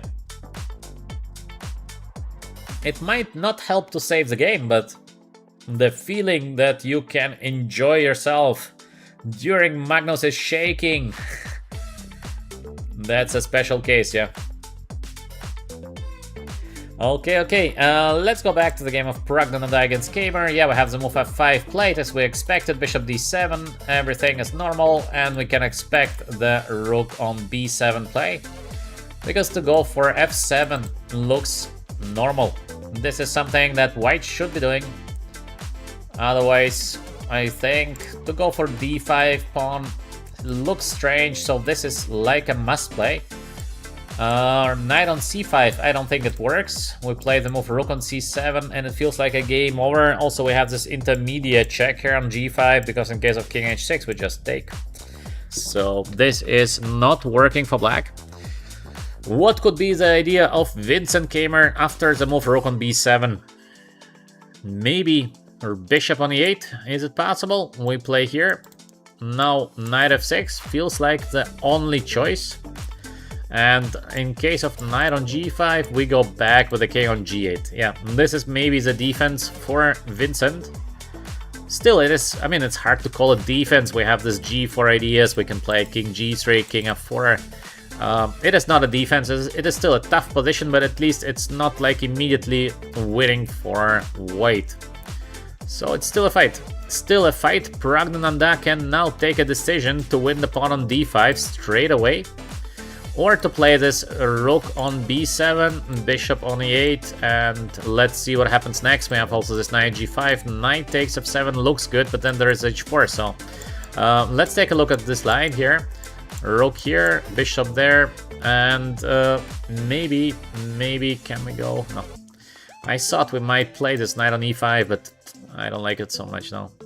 Maybe it's possible, but maybe not, so not the best, not the best. Let's see what happens next. My prediction, Pragnananda is usually a very straightforward player in most of the cases, so my prediction is the move rook on d8. This would be a style of Pragnananda, because if you can win a pawn, he just usually goes for things like that, so yes. What happened in the chat? GM, can you see how many games in Magnus game? In Magnus game, we have, yeah, more than 45 now. 45 moves played. Sorry, didn't see the question because when I'm looking at the position, sometimes I cannot see the chat. Gukesh plays king on d7 way too early. Only 6 minutes of thinking. He could have sat there for longer. Magnus takes, king takes b6, allows knight on e4. Knight takes f2, but the a pawn is walking. Bishop on d5, cutting the knight here on f2. White should be winning, but who knows? Who knows, having so little time on the clock, Gukesh was 22 minutes. The idea for black is simple. The idea for black is to play g5, h5, g4, change, and then we give the knight for the a pawn. If we give the bishop for the a pawn, we are still gonna lose. So the position 2 bishops versus knight, when we have nothing else left, is winning. The white is winning with the 2 bishops versus knight. But in case we have 2 bishops versus bishop, it is of course a draw. So the idea for black, change the pawns here, give the knight for the a pawn, but it's so hard. It is so hard. Let's see if Magnus is going to win the current game. Objectively speaking, I'm quite sure that the position of white is winning, but so little time on the clock. Also, Magnus plays his bishop d5. Little bit weird play. Maybe it is the best, but it is strange because now we have this knight on d3. The only move is to go bishop d2 because bishop a3 I think feels just bad. So bishop d2 is like the only play, and maybe we can find something here for black. Can we find something like king on d6? Let's say the bishop goes somewhere, maybe f3. We have this bishop d4 check. King maybe goes somewhere, then we have this knight e5. Okay, probably it's lost, yeah. This must be still lost. Not a draw, not a draw. Okay, let's see if Magnus is going to win. Pragnananda with the move rook on d8. Yeah, this is the style of Pragnananda. We've been anticipating to see rook on d8. Pragnananda is usually playing direct chess. Knight on e5, knight takes f7 with a checkmate threat. So yeah. Gamer, 8 minutes on the clock. Knight takes f7 is coming next. If Pragnananda wins the current game, I think he won the last 3 classical games. And it would be a win number 4 for Pragnananda. This would be unbelievable. Yesterday against Gukesh, also very, very easy win, I would say. And this win against Gamer today would be quite easy as well. We cannot call it a big fight here. It feels like pretty easy. A little bit better out of opening because of strange play by Kamer, this knight on c6 that he did, so weird. And after that, step by step, outplaying Kamer. Pawn on f7 is going to fall most probably, so how to defend this position for black. Let's play g6 by Kamer. Ooh, g6? Wow. Knight takes f7, g takes f5. King is alone.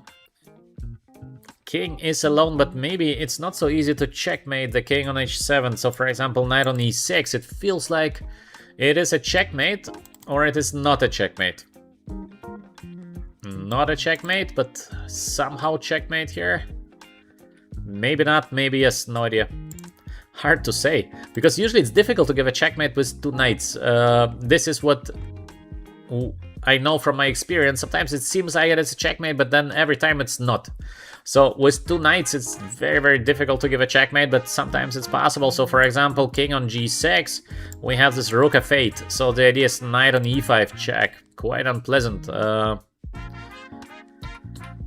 No idea. No idea if this is a checkmate or not a checkmate. What else do we have except knight takes f7? We have this rook f8, which is looking also pretty good in the current position. Also very, very logical play, the move rook on f8. We have also this simple take, and just to take on d5. Also, this position might be a win because the bishop is horrible, so we will be attacking the bishop, giving check. g6 is weak, so good chances to win this position for white. It is by far not a draw. We have 2 beautiful knights also in the center. We like to call many positions bishop pair, but now we can call it knight pair. 2 knights in the center, both knights are protected, so we have the advantage of the pair of knights. It is, I think, in chess so rarely said advantage of pair of knights. I don't know, why is it like that? We used to say bishop pair advantage, and we never say knight pair advantage. Quite unfair to the knights. Let's go back to the game of Magnus Carlsen. So what do we have? This is what we saw. Bishop on d4 check first. G5, of course. Gukesh wants to change the pieces, and we have king on c4. Wow. Surprising move by Magnus Carlsen. So also this is quite surprising. King on b5, by the way, it's quite surprising because king on b7 looks more natural. The a pawn is just walking, so Magnus plays a little bit cautious. This is a very cautious play by Magnus. Usually he is very exact in execution. This is maybe too careful. Can I play the move bishop e3? This is crucial. If bishop e3 works, maybe Gukesh is gonna get some chances to make a draw. So we take, and let's say we play bishop on f3. How is the current position? Is it a draw or is it a win? In most of the cases, it is looking very good for white, because in case we get the pawn on e3 till black king is getting the a2 pawn, it lasts forever. But we have the h8 square, which is a dark square. So bishop and the h-pawn against king is a draw. This is the biggest chance that Gukesh is having in this position, so who knows? I don't know if this is a win or this is a draw. It might be a win. By my feeling, it should be a win, but you never know. You never know. So yeah. King on c4. Bishop on e3 will be played or not. Avocado is back with us. Welcome, Avocado. And Hadi saying every move Magnus played was the only move. Wow. Magnus, of course, is very strong. No doubts about it. Additional time is 10 seconds, yeah. 10 seconds per move. This is what the players are getting. Let's go back to the game of Pragnananda. We have the move rook on f8. Played immediately without taking the pawn on d5. Looks good. The pawn on f7 is going to fall, so Kamer has to take the pawn on f5. There's nothing else. But the question is it a checkmate or is it not a checkmate? We have this kind of problem of checking with a pair of knight. It is not easy, so let's see. It feels like GF is forced, because if we just play knight on d6, we have this FG. This is not possible, the rook is under attack, so king on g7, and we have knight on e6, so beautiful check. Takes f1. So this is not working.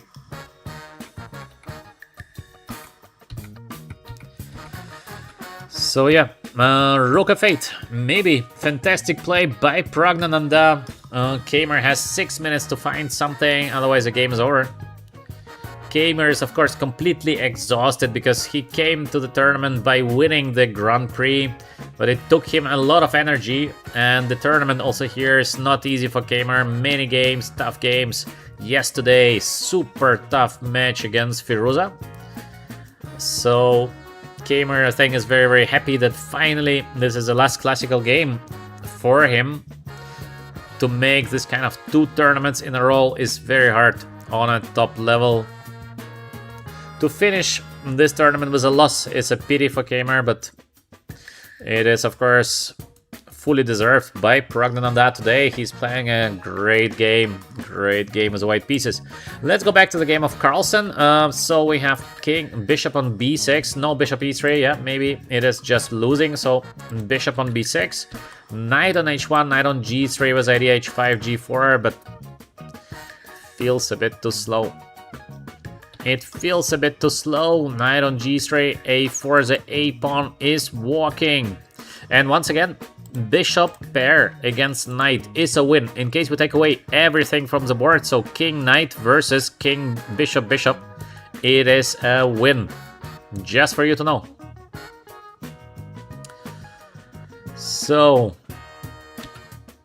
let's see how the games are going to finish. Maybe with a win for white in both games. We have the move knight on d6. What is the idea of knight on d6? What happens in case I take on g6?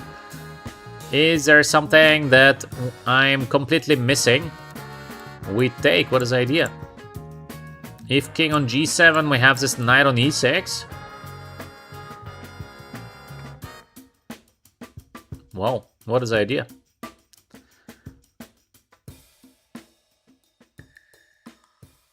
I don't know. Gamer has an idea, but what is the idea? To play FG King H6? This is the idea?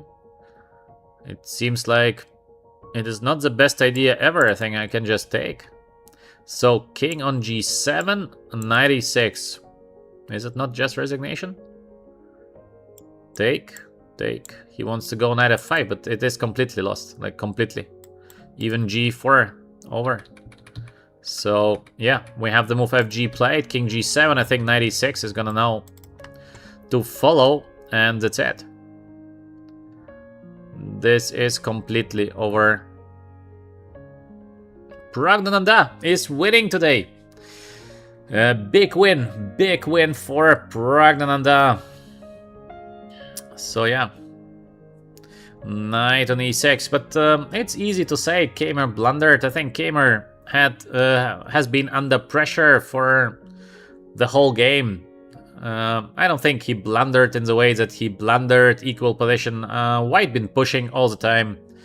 He made no easy blunder, so it's normal. When you're under pressure, at some moment you make a mistake. This is very, very normal. This position is hopeless. Absolutely hopeless. White is having an exchange up, plus we have the pawn on G6, so I think, just play this. Get the rook on A6. This is completely winning. I can go king on G3 is completely winning. I can go G4 is completely winning. Yeah, everything is completely winning here. Kamer has no chances of being back. Praggnanandhaa with a win in the final round. And Magnus Carlsen, can he win the current game? In case he wins, it might be his last classical game, I think. He might just retire, so currently we are looking at perhaps the last game of Magnus Carlsen, of the greatest chess player ever in the history of chess. There never been a player like Magnus Carlsen who dominated chess for so long and who dominated chess so much, because everybody else and Magnus Carlsen. And he dominated chess in the era where computers are very, very good, where a lot of players are showing great results, great play. So it is not similar to, let's say, the 2000s, where you had just a couple of players who dominated the chess world. It was, of course, Kasparov, Anand, perhaps Kramnik at this time, and the others been already on a different level. It is today, chess is so competitive, so crazy competitive, and Magnus dominated the chess basically from 2000, I would say, 2008, 2009. The Magnus started his domination, and yeah, almost 20 years. That's why it's pity if this would be the last game of the great Magnus Carlsen classical chess, but perhaps it is, because I think he's very upset about his play in classical chess. He mentioned many times that he doesn't like to play classical chess so much anymore. So yeah. Alright, Avocado, why do you look at chess with an engine? Don't check chess with engine, Avocado. With engine, it is just boring, plus you're not helping yourself, because to become better, try to understand by yourself, Avocado. To do with engine, it is not very smart. Okay, let's check what is happening in the game of Kamer. Yeah, we have the move king on G3 played, very normal. King is on F4, very good. So 3 minutes 30 seconds for Kamer. This is just completely hopeless. Knight on E5, the next move is G4, G5, the rook is getting into the game, and that's it. H4, yeah, Kamer is trying. Kamer is trying with all he can, but what happens after king on G5? The idea is maybe knight on F5, but the bishop on G6 is hanging, so boom, and over. H4. Are you serious to play this position against Praggnanandhaa? I think Praggnanandhaa would even win this having, I don't know, 1 minute in total. Without increment, I think easily Okay. Avocado, don't do with engine. Better to do over the board. If you do just engine, you don't improve. This is the problem. Engines are too strong. And of course, welcome everyone here to our stream. We're checking the Norway chess tournament because it is a final round and because it might be the final game of the greatest chess player in the history, Magnus Carlsen. He might retire from classical chess with a win against Gukesh. So yeah, king on d5. King is getting direction, eating all the pawns. 9 minutes for Gukesh, so Magnus Carlsen has to wait this 9 minutes to go down. Magnus still in this kind of situation of permanent pressure because you cannot relax. You have just 18 seconds on the clock. With 18 seconds, there is no time to relax. And even if position looks pretty simple, but yeah, you never know. Chess is a tough game, just one blunder, and that's it. I don't know if this is the last classical tournament for Magnus, but it might be. Why not? Magnus said very often that he wants to stop playing classical chess, and he played really badly in this tournament, so maybe he's going to stop. Okay, till we are waiting for Gukesh to run down on time, we have h4 played, rook on a1, we have rook a6 and rook a7 coming next.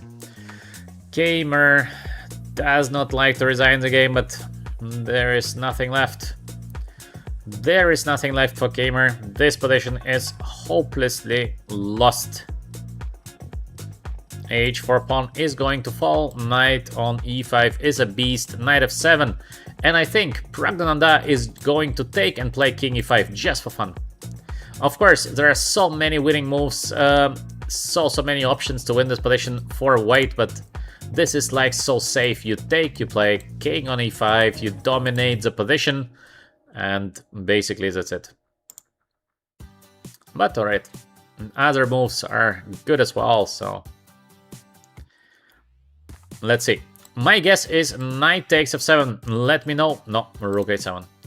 Rook on a7 by Pragdananda. He's choosing the most precise way, but I would be choosing just this knight takes f7.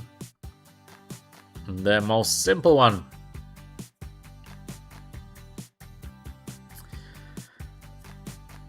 Junior is saying at my elo, it is anyone's game. Well, here are playing the best players of the world, so they don't let this kind of thing slip away in most of the cases.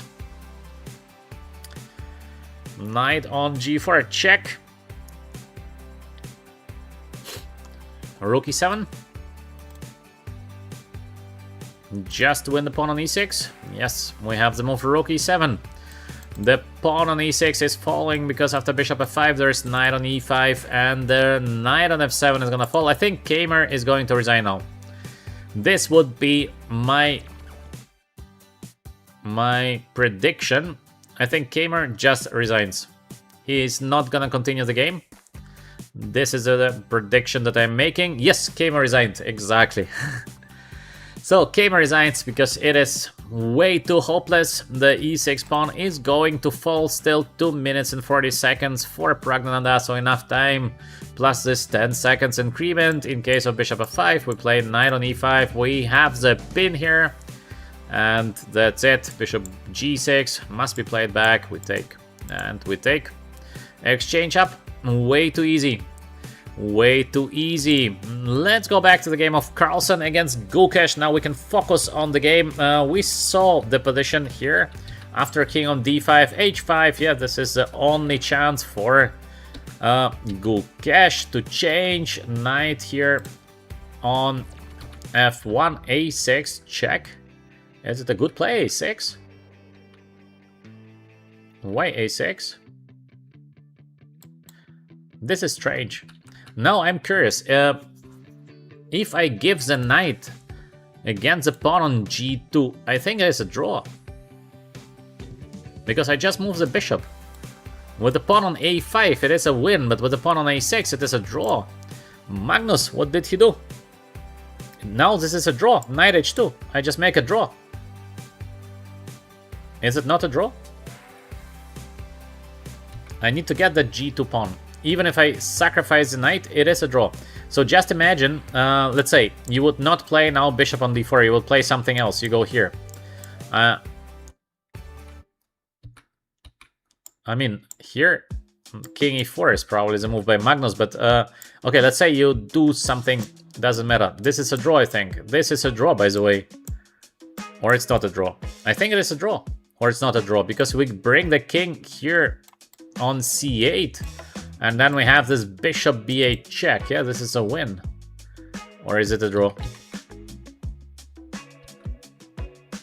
Draw or win?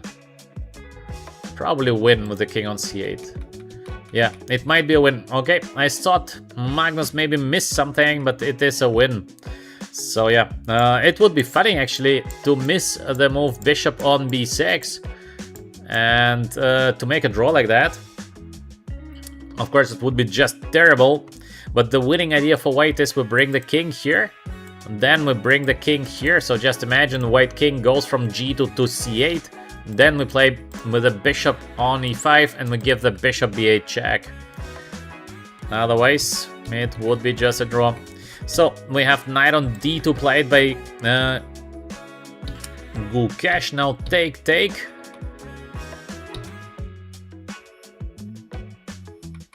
Bishop d4 check? Really? So f3, bishop takes, king takes. And Magnus, he knows how to catch the knight. Or maybe he thinks he just promotes the pawn. Possible, yeah. Bishop d5. We are running.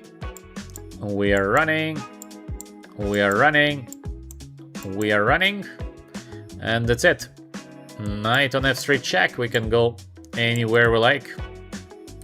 g8 queen is coming next, so it is a win, yeah. Magnus calculates very precisely, just on seconds. f3 is not enough for black to make a draw. If f3 is not a draw, then probably nothing helps, because king e5 is coming next. It seems like it is a game over for Gukesh, so the world champion Gukesh is losing the last game of the tournament. It was overall a terrible tournament for Gukesh, but it was also a terrible tournament for Magnus, even if he wins now the last game. 4 losses for Magnus Carlsen in one tournament. It never happened. It literally never happened, not even once. So if Magnus is going to play again, this is gonna be very, very questionable. Maybe it is the last game that we are watching of the greatest chess player ever. So bishop d5, exactly as we saw it. This bishop on d5 being played, supporting the push of the g-pawn. And I think that's it. Gukesh is going to resign now. No, he doesn't. What is his point? What is the idea of Gukesh? g4, yeah. Next is g5, g6, g7. Knight is jumping. Oh. It's not gonna work. It is not going to work for Gukesh. The pawn is running, knight on g3. I think we're gonna see the move king a5.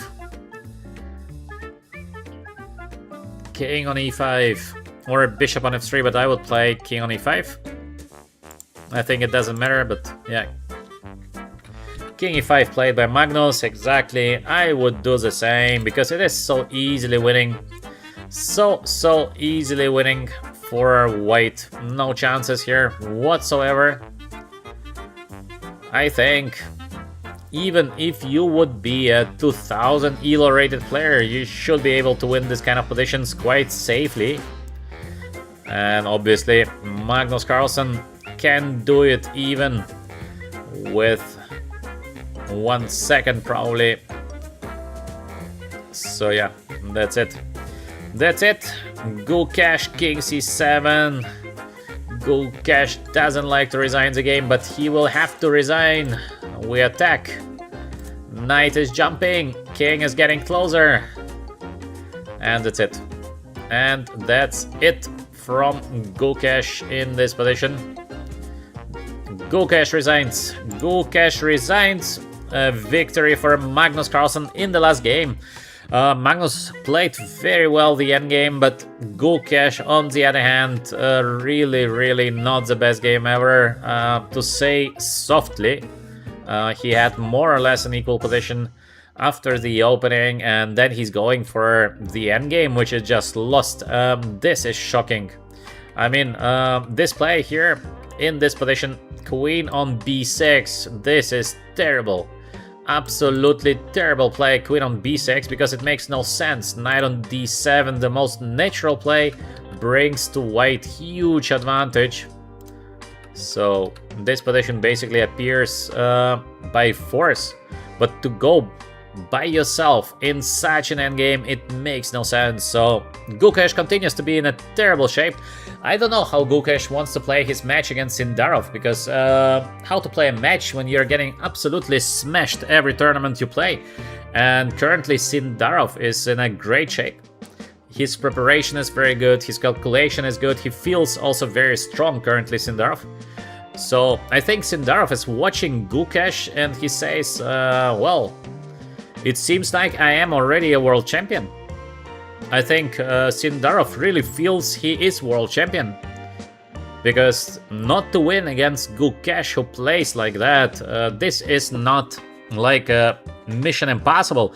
Gukesh is basically today playing like a strong grandmaster, but not like one of the best players in the world. So it is going to be eventually a very easy match for Sindarov.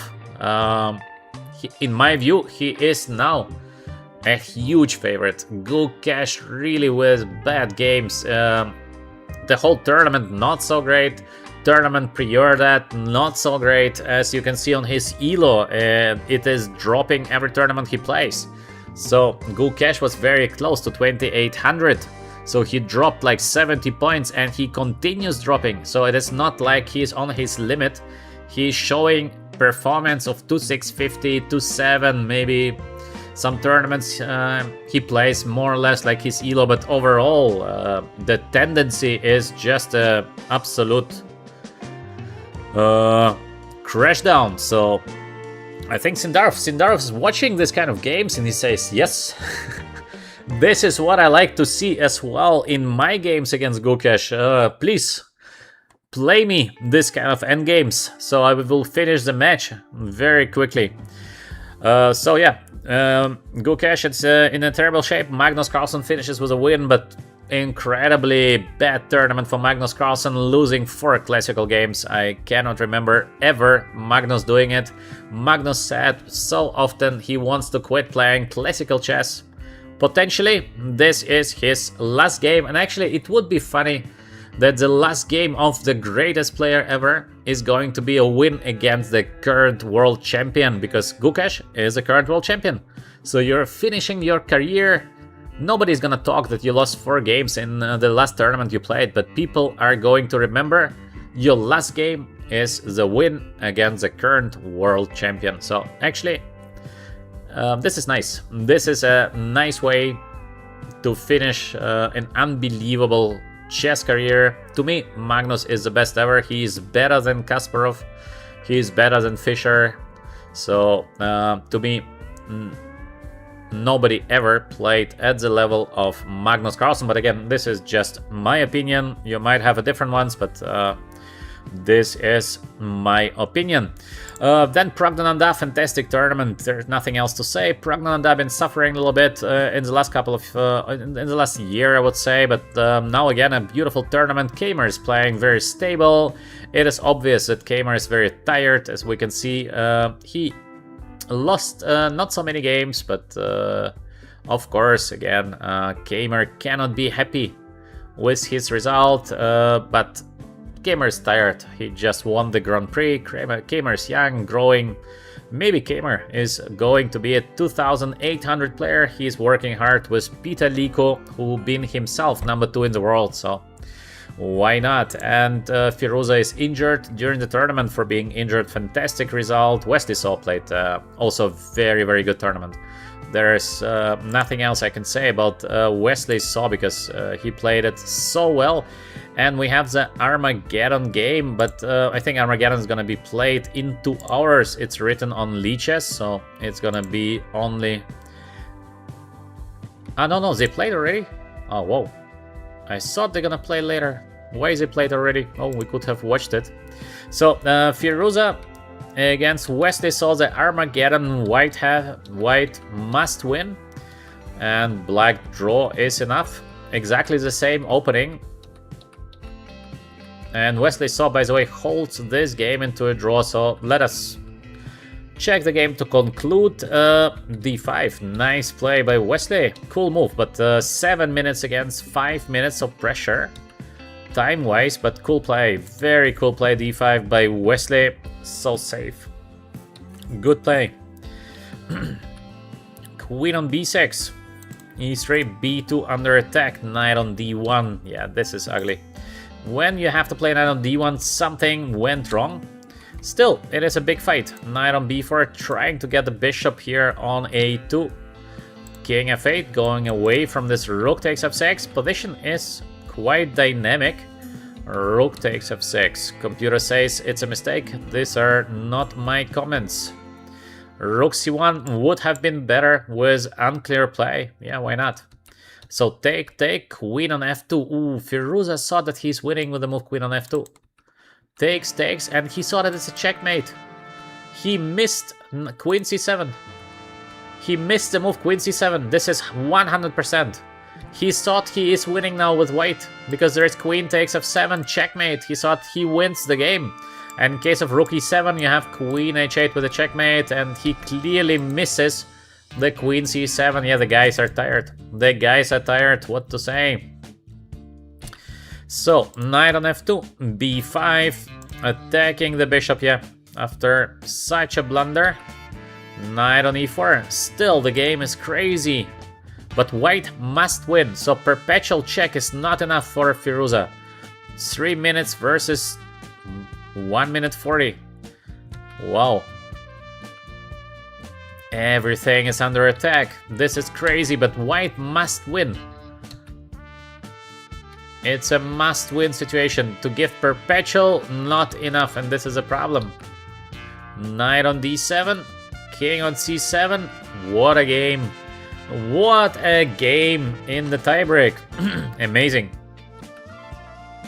Now, little time on the clock. And just after knight on C5, Firuza resigns because, yeah, there is no hope. We can simply take, we can play the move knight on D3, and obviously the rook is going to be much better, so the pawns will go through. Okay, what a game. Fantastic game, and a great win for Wesley Saw. So, fantastic tournament for Wesley, what can I say? Wesley Saw and Praggnanandhaa are the dominant players in the current tournament. Firuza, great start, not so strong finish, but overall as well, I think as well. Nothing to complain, and clearly Magnus Carlsen and Gukesh with bad tournaments. Alright, so that's it. That's it from the tournament. That's it from the current stream. I hope you enjoyed my comments. We watched the best players in the world. We watched perhaps the last game of Magnus Carlsen in classical chess. I wish you all still a great Friday. And yeah, we'll see us in the next streams. Wish you all the best. Thank you for watching, and bye.